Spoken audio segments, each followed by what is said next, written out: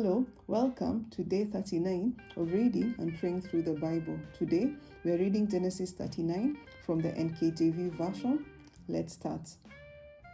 Now Joseph had been taken down to Egypt, and Potiphar, an officer of Pharaoh, captain of the guard, an Egyptian, bought him from the Ishmaelites who had taken him down there. The Lord was with Joseph, and he was a successful man, and he was in the house of his master, the Egyptian. And his master saw that the Lord was with him, and that the Lord made all that he did to prosper in his hand. So Joseph found favor in his sight and served him. Then he made him overseer of his house, and all that he had he put under his authority. So it was from the time that he had made him overseer of his house and all that he had, that the Lord blessed the Egyptian's house for Joseph's sake.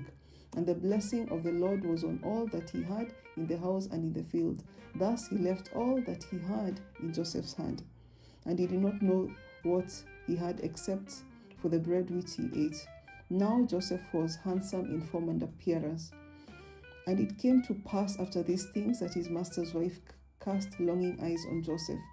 And she said, "Lie with me." But he refused and said to his master's wife, "Look,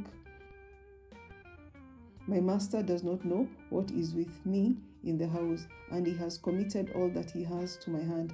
There is no one greater in this house than I, nor has he kept back anything from me but you, because you are his wife.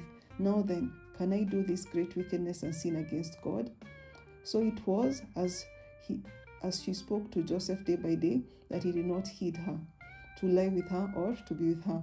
But it appeared about this time, when Joseph went into the house to do his work, and none of the men of the house was inside, that she caught him by his garment, saying, "Lie with me."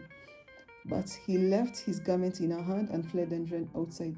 And so it was, when she saw that he had left his garment in her hand and fled, that she called to the men of her house and spoke to them, saying, "See, he has brought in to us a Hebrew to mock us.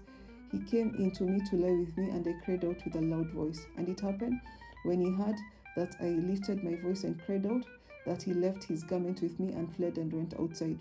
So she kept his garments with her until his master came home. Then she spoke to him with words like this, saying, "The Hebrew servant whom you brought to us came in to me to mock me." So it happened, as I lifted my voice and cried out, that he left his garment with me and fled outside. So it was, when his master heard the words which his wife spoke to him, saying, "Your servant did to me after this manner," that his anger was aroused. Then Joseph's master took him and put him into the prison, a place where the king's prisoners were confined. And he was there in the prison. But the Lord was with Joseph, and showed him mercy, and he gave him favor in the sight of the keeper of the prison. And the keeper of the prison committed to Joseph's hand all the prisoners who were in the prison. Whatever they did there, it was his doing.